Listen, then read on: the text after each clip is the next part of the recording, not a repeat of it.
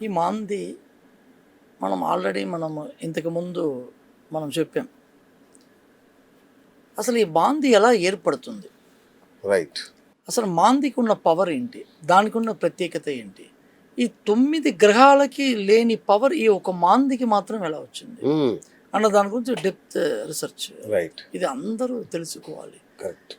So ప్రతి ఒక్కరు బాధపడేది ఒక మాంది వల్లే. ఈ మాంది అనుగ్రహం ఉంటేనే వాడు బాగుపడాలన్నా, వాడు కష్టపడాలన్నా మాందినే. ఎందుకు అంటే శనీశ్వరుడు ఒక ఇంటి నుంచి ఇంకొక ఇంటికి దాటాలంటే 2.5 years, 2.5 సంవత్సరాల కాలం పడుతుంది. ఓకే. అంటే మేషం నుంచి ఇప్పుడు అతను మీనంలో ఉన్నాడు. మీనం నుంచి మేషానికి రావాలి అంటే, ట్రాన్సిస్ట్ అవ్వాలి అంటే 2.5 సంవత్సరాల కాలం పడుతుంది. అంటే ఒక మనిషిని శిక్షించాలన్నా, ఒక మనిషికి మంచి చేయాలన్నా అతనికి చాలా టైం పడుతుంది. అందుకే అతను తన కొడుక్కి బాధ్యతను చెప్పాడు, నువ్వు వాడికి తొందరగా ఇచ్చేసి పనిష్మెంట్ అయినా మంచిదైనా వాడికి నువ్వు తొందరగా చేయనని తన కొడుక్కి ఆ పోస్టింగ్ ఇచ్చాడు. సో మాంది అంత ఫాస్ట్ గ్రహం అది. అందరూ అనుకుంటారు ఒక మనిషి ప్రాణాన్ని తీసుకునేది యమధర్మరాజును అనేసి అంటారు. యమధర్మరాజు కాదు, యమధర్మరాజు అయినా కూడా మాంది ఒక పర్మిషన్ తీసుకోవాలి. మాంది అక్కడ టచ్ అవుతేనే ఆ ప్రాణం వెళ్తుంది. ఆ మాంది ఒక రోల్ అక్కడికి వచ్చి లేకపోతే ఆ ప్రాణం పోదు. యమధర్మరాజు కాదు, ఎవరు వచ్చినా, ఏ దేవుడు వచ్చినా ఆ ప్రాణం పోదు. అక్కడ మాంది టచ్ అవ్వాలి, అక్కడ అప్పుడే ఆ ప్రాణం పోతుంది. ఒక మనిషికి మంచి జరగాలన్నా కూడా మాంది అక్కడ అనుగ్రహించాలి. సో మాందికి అంత ప్రత్యేకత ఉన్నది. అందుగురించే మనకి ఇది 10వ ఇది ఉపగ్రహం. ఇది మన అందరిలో చాలా మందికి తెలియదు, ఇది తెలియని విషయం. అందరూ ఇప్పుడు మాంది మాంది మాంది. అసలు మాంది అంటే ఏంటి, అసలు మాంది ఎలా వచ్చాడు? సో దీనికి ఆల్రెడీ మనం ప్రీవియస్ వీడియోలో మనం చెప్పాం దాని స్టోరీ. ఇప్పుడు చెప్పేంత మనకి టైం ఈ వీడియోలో లేదు.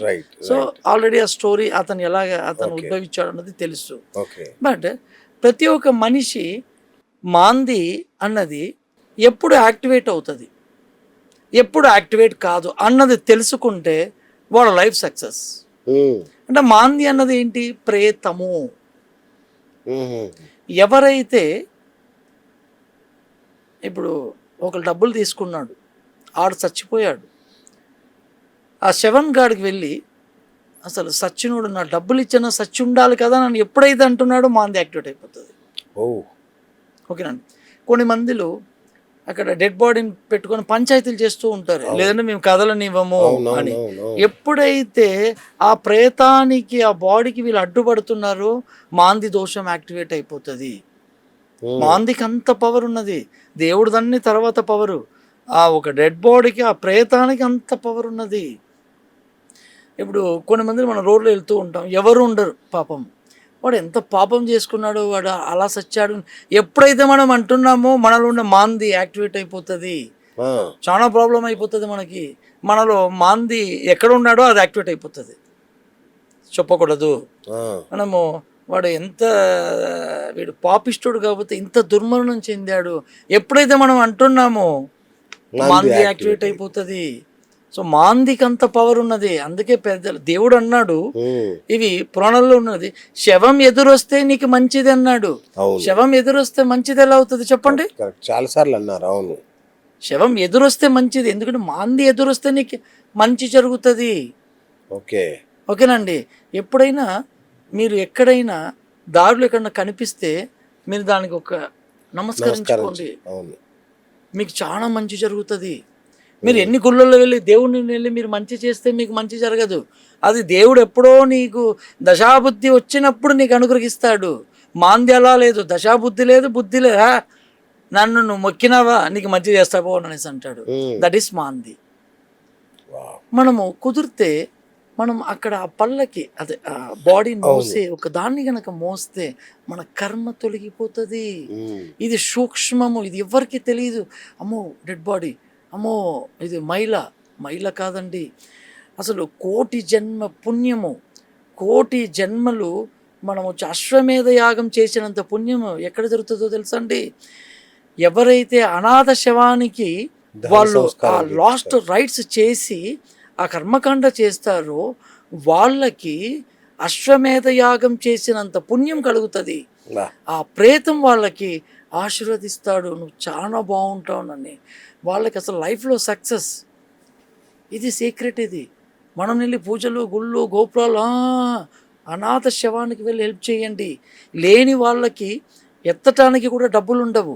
అలాంటి వాళ్ళకి వెళ్ళి మీరు ఆ బాడీని, శవాన్ని శవం అనేది కూడా అనకూడదు, అంటేనే యాక్టివేట్ అయిపోతుంది. మన మన లగ్నంలో మాంది ఎక్కడ ఉన్నదో యాక్టివేట్ అయిపోయి మనకు అన్ని బాధలు అన్ని కష్టాలు. మనకి ఎందుకు ఇలా జరుగుతుందని అంటాం. మనకు వాడు పాపిస్తోడు, వాడు సచ్చాడు, వాడు శవం వెళ్తూ ఉంటుంది, వాడు ఎంతో మోసం చేశాడు, వాడు ఎలా సచ్చాడు అలాగన్నామో మాంది మన ఒక జాతక కుండీలో యాక్టివేట్ అయిపోతుంది. సో మనము ఒక దాన్ని చూసి ఎప్పుడు అనకూడదు, దండం పెట్టుకోవాలి. ఎప్పుడైనా కుదిరితే దాన్ని మనం మొయ్యాలి, మహాపుణ్యము. సో మాందికి అంత వివరణ ఇచ్చారు. ఇప్పుడు మాందికి మన భారతదేశంలో ఫస్ట్ ఉన్న స్థలము మన తెలుగు రాష్ట్రాలలో మనకి తమిళనాడు పక్కన అరకోణానికి పక్కన తిరువలంగాడు అన్న ఊర్లో వడారణ్యేశ్వరర్ అన్న టెంపుల్లో మాంది శివలింగంగా అఘోర తపస్సు చేసి 2000 సంవత్సరాల కిందట అఘోర తపస్సు చేసి శివలింగంగా మారిన స్థలం. శివుడికి అఘోర తపస్సు చేసి అక్కడ శివలింగంగా మారిన స్థలము. అక్కడ అతనికి అభిషేకము చేస్తారు. అతని వాహనము బల్లి. మనం బల్లి మీద పడితే బల్లి అపశకునం అంటే ఇది రైట్ హ్యాండ్లో ఒకటి, లెఫ్ట్ హ్యాండ్లో పెడితే, తలలో పెడితే, వెనకాల పడితే ఒక్కొక్క ఇది మాంది వాహనము. సో బల్లికి అంత ప్రత్యేకత. సో మనకి పురాణాలలో ఇవన్నీ రాసి పెట్టారు.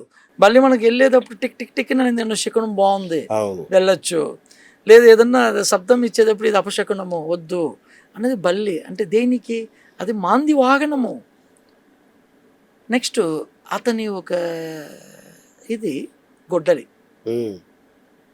ఆయుధం. అతని ఆయుధం గొడ్డలి. అక్కడ గొడ్డలిని బల్లిని అక్కడ మన చేతికి ఇస్తారు. అక్కడ ఈ మాంది దోషాన్ని, ఇది యాక్చువల్గా ఎవరికి ఒక సీక్రెట్స్ ఎవరికి తెలియదు. ఇది ఇప్పటి వరకు ఎవరు యూట్యూబ్లో చెప్పలేదు. నేను చెప్పింది కనుక చెప్పుంటే ₹1,00,000 బహుమతి ఇస్తా, ₹1,00,000 బహుమతి ఇస్తా. అక్కడ ఆ వెండి బల్లి గొడ్డలి ఆ గొడ్డలి రెండింటిని అక్కడ ఇస్తారు. అక్కడ ఒడ్లతోటి పెట్టి మనకు బౌల్లో పెట్టి ఇస్తారు. దాన్ని మనం తలకి మనకి ఎక్కడ ఉన్నదో, ఏ స్థానంలో ఉందో ఆ స్థానంలో ఉన్నది నన్ను చెప్పుకొని దాని దోష పరిహారం నివర్తి చేసుకొని తనకి మనము 9 సార్లు చుట్టి మనం అది గంగలో వెళ్ళి వదలాలి. అప్పుడు మీకు మాంది దోషం పోతుంది.